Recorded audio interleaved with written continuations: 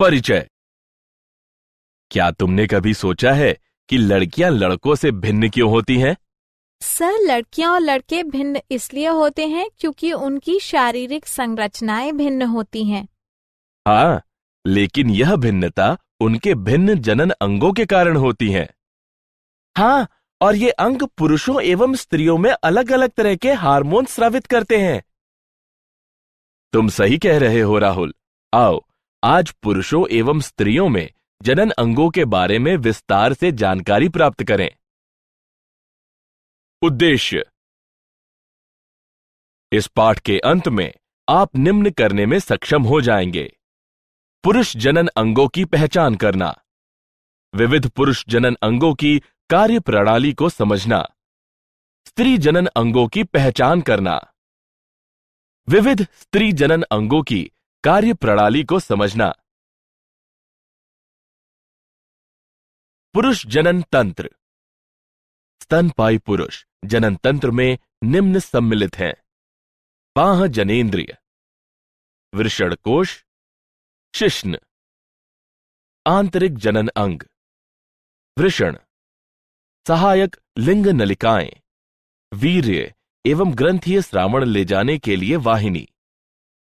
पुरुष जनन तंत्रों के दो प्रमुख कार्य हैं: शुक्राणु निर्माण, स्त्री जनन मार्ग में वीर्य निक्षेपित करना। वृषणकोश। वृषणकोश शारीरिक आवरण की एक थैली होती है जो निम्न प्रकार से जनन में सहायता करती है। वे वृषण जो एक थैली में स्थित होते हैं उन्हें वृषणकोश कहते हैं। वृषणकोश वृषणों के तापमान को सामान्य शरीर के तापमान से 1 या 2 डिग्री सेंटीग्रेड कम रखने में सहायक होता है। यह कम तापमान शुक्राणु निर्माण और संग्रहण के लिए आवश्यक होता है। शिश्न। शिश्न पुरुष की बाहरी जनेंद्रिय है जो विशेष प्रकार के ऊतकों का बना होता है जो वीर्य सेचन के दौरान शिश्न के उद्घर्षण में सहायता प्रदान करता है। शिश्न का अंतिम भाग शिश्न मुंड कहलाता है जो ऊतकों की एक ढीली त्वचा से ढका होता है जिसे अग्रछिद कहते हैं। वृषण। वृषण संयोजी ऊतकों की परतों से घिरी अति कुंडलित नलिकाओं के बने होते हैं। इन्हें शुक्रजनक नलिकाएं कहते हैं। शुक्रजनक नलिकाओं के मध्य में कोशिकाएं स्तरित होती हैं। यह कोशिकाएं प्राथमिक पुरुष लिंग हार्मोन टेस्टोस्टेरोन और अन्य एंड्रोजन उत्पन्न करती हैं। शुक्रजनक नलिकाओं में शुक्राणुओं का निर्माण होता है। पुरुष मैथुन सहायक नलिकाएं, वृषण जालिकाएं, शुक्र वाहिकाएं, अधिवृषण, शुक्रवाहक। शुक्राणु इन नलिकाओं में निम्न तरीके से प्रवाहित होते हैं। ये नलिकाएं वृषण से प्राप्त शुक्राणुओं का भंडारण तथा मूत्र मार्ग से इनका बाहर की ओर परिवहन करती हैं। पुरुष सहायक ग्रंथियां। पुरुष की सहायक ग्रंथियों के 3 समूह हैं। शुक्राशय। इनका स्राव प्रकीर्ण व एंजाइम, फल, शर्करा और प्रोस्टाग्लैंडिस कैल्शियम से युक्त होता है। पुरस्थ ग्रंथियां। इनका स्राव प्रतिस्कंदक एंजाइमों और साइट्रेट से युक्त होता है। बल्बोयूरेथ्रल ग्रंथियां। इनका स्राव शिश्न में स्नेहन प्रदान करने में सहायक होता है। इन ग्रंथियों का स्राव शुक्रीय प्लाज्मा का निर्माण करता है। स्त्री जनन तंत्र। स्त्री जनन तंत्र में निम्न शामिल है: अंडाशय यानी मादा जनद, अंडवाहिनी, गर्भाशय, गर्भाशय ग्रीवा, योनि, बाह्य जनेंद्रिय जिसमें भगोष्ठ के 2 सेट और योनि द्वार होता है, एक जोड़ा स्तन ग्रंथियां, अंडाशय। यह अंडाणु और अंडाशयी हार्मोन उत्पन्न करता है। स्नायुओं के द्वारा गर्भाशय से जुड़ा होता है। अंडाशय पीठिका परिधीय वल्कुट और आंतरिक मध्यांश में विभक्त होता है। प्रत्येक अंडाशय विभिन्न रोमकूप अंतर्विष्ट करता है।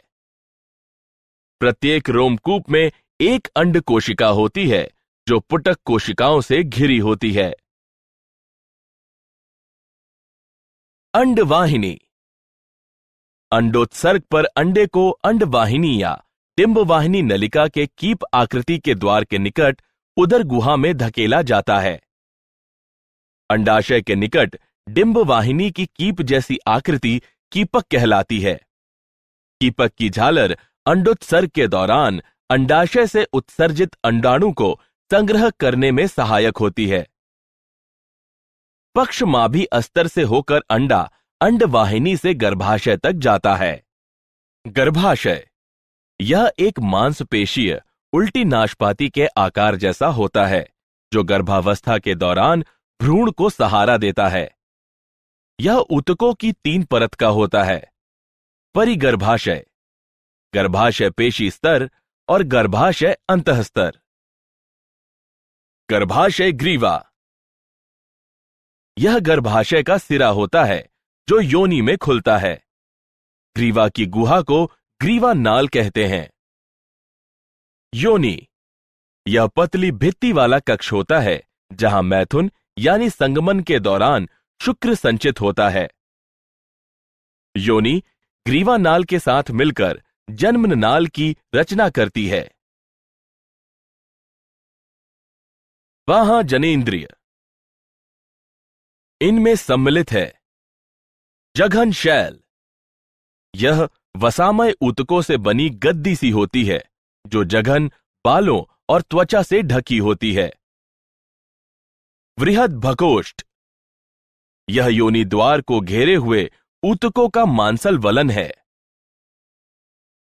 लघु भगोष्ठ यह वृहद भगोष्ठ के नीचे स्थित एक जोड़ा वलन होता है। योनिच्छद यह संवहनीय झिल्ली होती है जो जन्म के समय से योनि द्वार को ढके रहती है और अत्यधिक शारीरिक गतिविधियों या लैंगिक संभोग के दौरान फट जाती है। भगशेफ यह एक छोटी अंगुली जैसी संरचना होती है जो मूत्र द्वार के ऊपर 2 वृहद भगोष्ठ के ऊपरी मिलन बिंदु के पास स्थित होती है। स्तन ग्रंथि स्त्रियों का द्वितीयक यौन अभिलक्षण है। पुरुषों एवं स्त्रियों दोनों में पाई जाती है, लेकिन केवल स्त्रियों में ही ये कार्यशील होती है। स्तन ग्रंथियों के ग्रंथिल ऊतक 15 से 20 स्तनपालियों से बने होते हैं, जिसमें दुग्ध स्त्रावित करने वाली कूपिकाओं के गुच्छ होते हैं। प्रत्येक स्तनपाली की नलिकाएं मिलकर एक स्तन वाहिनी बनाती हैं, जो अन्य स्तन वाहिनियों से मिलकर एक चौड़ी स्तन तुम्बिका बनाती है, जो दुग्ध वाहिनी से जुड़ी होती है, जिससे स्तन से दूध बाहर निकलता है। क्या आप जानते हैं, स्त्रियों की जर्म लाइन को कैंसर उपचार से क्षतिग्रस्त होने से बचाने के लिए स्फिंगोसाइन 1 फॉस्फेट युक्त एक औषधि संश्लेषित की गई है। यह औषधि ऐसी स्त्रियों में अंडाशय की कार्यप्रणाली बहाल करने में भी सहायक है। सारांश। आइए हमने जो कुछ सीखा है उसे संक्षेप में दोहराए। पुरुष जनन तंत्र में एक जोड़े वृषण, पुरुष यौन सहायक वाहिकाएं और सहायक ग्रंथियां तथा वाह जनेंद्रियां होती हैं। वृषण में अति कुंडलित शुक्रजनक नलिकाएं होती हैं जो शुक्राणु उत्पन्न करती हैं। पुरुष बाह्य जनेंद्रिय शिश्न कहलाती है।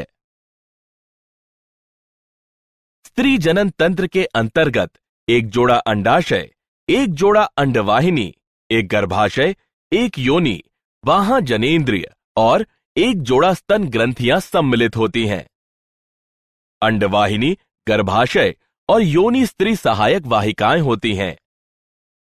स्तन ग्रंथियां स्त्रियों का एक द्वितीयक यौन अभिलक्षण है।